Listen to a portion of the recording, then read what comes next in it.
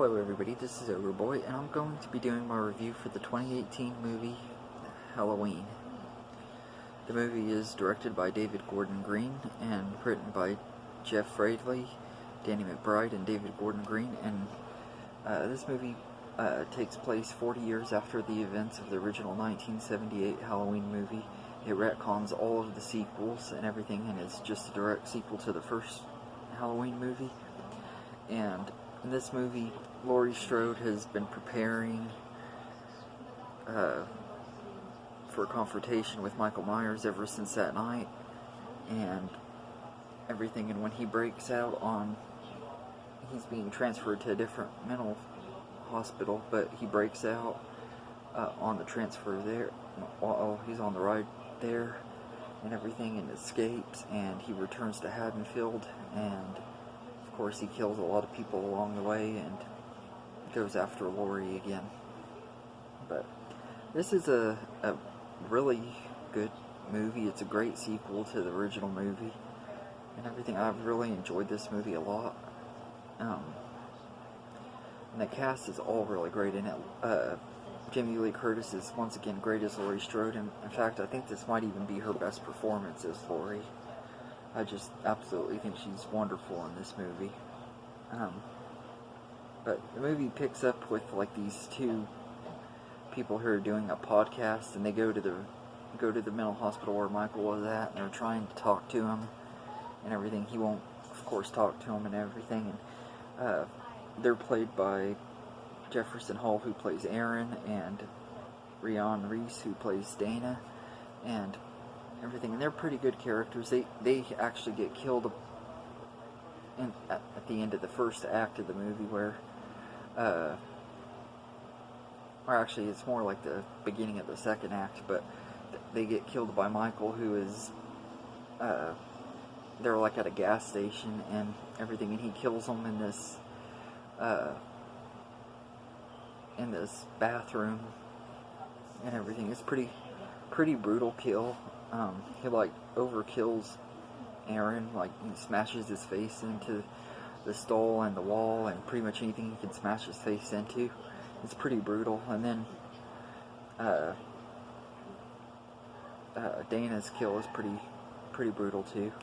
I think James Jude Courtney is excellent as Michael Myers. In fact, I think he's probably the best one since Nick Castle. And Nick Castle also returns briefly in a scene when Laurie sees Michael in a window, and then he like does the breathing noises and everything. So I thought that was really cool too. Judy Greer plays Karen, who is Laurie's daughter. She's pretty much had a rough childhood because of Laurie trying to teach her how to be ready to defend herself and everything from a young age and everything. But she's an okay character. She's not extremely likable, and she has this line in this movie that is so annoying. It's like cringy. She's like, the world isn't a dark and scary place, it's full of happiness and something. It's just really, really cheesy and everything. It's like, who in the world would say something like that? It's like really, it's like some Barney stuff.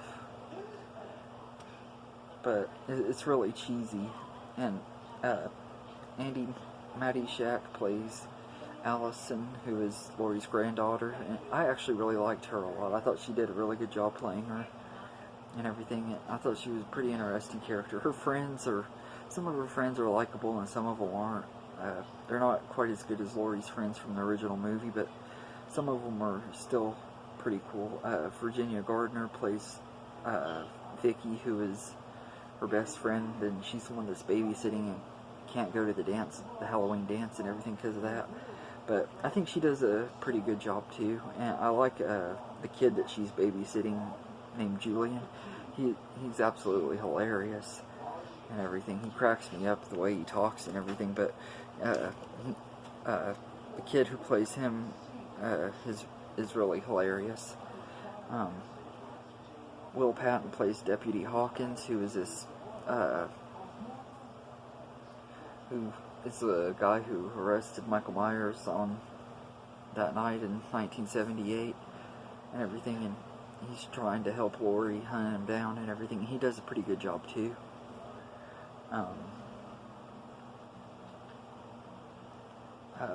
Hulock Bill Geiner, I probably butchered his name, plays Dr. Sartain. And this is one of those characters that was pretty controversial. I know a lot of people didn't like him and everything, and I can understand why. He has this weird twist in the movie where we find out that he's actually not a very good character. He wants to be like Michael Myers, and he like kills Deputy Hawkins and puts on Michael Myers' mask and everything. It's a really weird turn that comes out of nowhere and doesn't really go anywhere and everything. He gets killed within just a little bit of it. In fact, it's probably one of the best things about the movie is his death, because Michael just stomps on his head once and his head like pretty much pops like a pimple.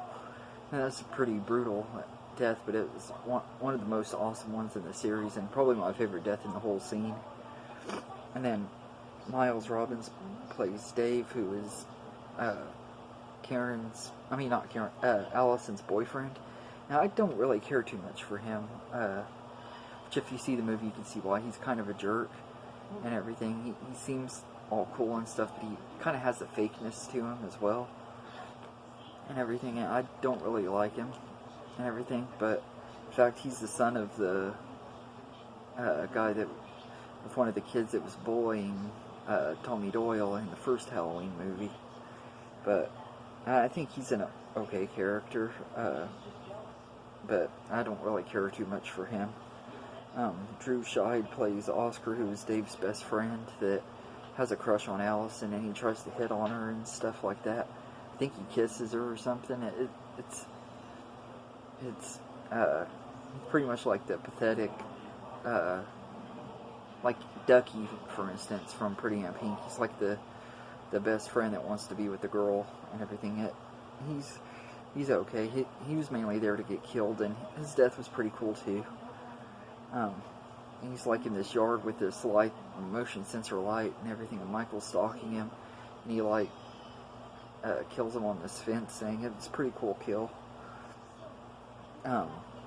Toby Huss plays Ray, which is one of the characters that's gotten a lot of backlash because he doesn't really do much in this movie, and he's Karen's husband and Allison's dad, and he gets killed, and nobody actually really even acts like they care that he's not even around or anything.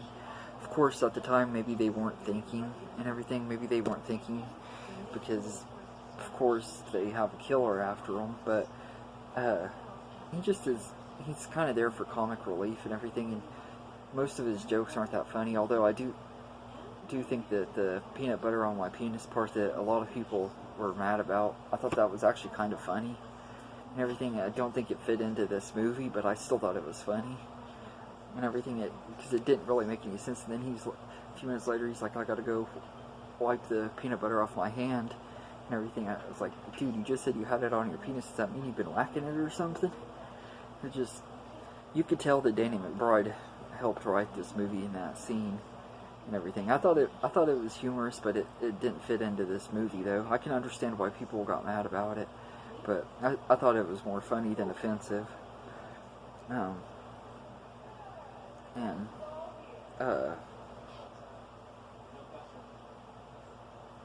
Miles Robbins plays Dave, who is Vicky's boyfriend, and he gets killed too off screen, but then we see the aftermath, and he's like pinned up against the wall, kind of like Bob was in the original Halloween. I thought that was a pretty cool nod, and there's other cool nods to other, not just the original movie, but films in the whole franchise. Like there's this scene where you can see these kids that are trick-or-treating. They're wearing the masks from Halloween 3, the Silver Shamrock masks, and then some of the kills kind of pay homage to ones from the other ones, like the head stomping kill and everything. And then there's another one where he like makes a jack-o'-lantern out of a guy's head, which was pretty cool, although I do think that Terrifier did it better and everything. But I thought that was a pretty cool kill. And I like the scene where when Laurie and him are fighting in the house, and he knocks her out the window and everything, and they do the little callback where he moves away for a few minutes, and then he looks back and she's disappeared. Thought that was a pretty cool callback. And then, like earlier in the movie, when Allison is at school and she sees Laurie out the window and everything, kind of a callback to Laurie seeing Michael out the window at school. I'm not for sure if it's the same teacher, a person playing the same teacher or not, or if they're even, I can't remember if she's even talking about the same stuff or not, but I still thought that was a pretty cool callback scene and everything. So this movie does have a lot of good stuff about it. I love the cinematography too. It kind of feels like it fits with the cinematography of the original movie. I like that a lot about it too. And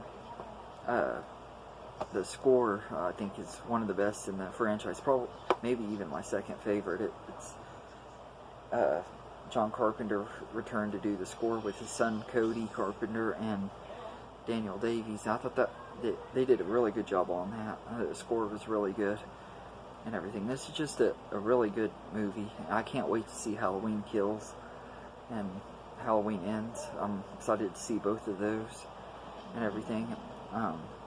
So I'd give Halloween 2018 a 9.5 out of 10 because I think it's a really good movie and it's one of the best in the franchise for sure and everything. So let me know in the comments what you think of this movie, and I hope you enjoyed this video, and have a good day, everybody.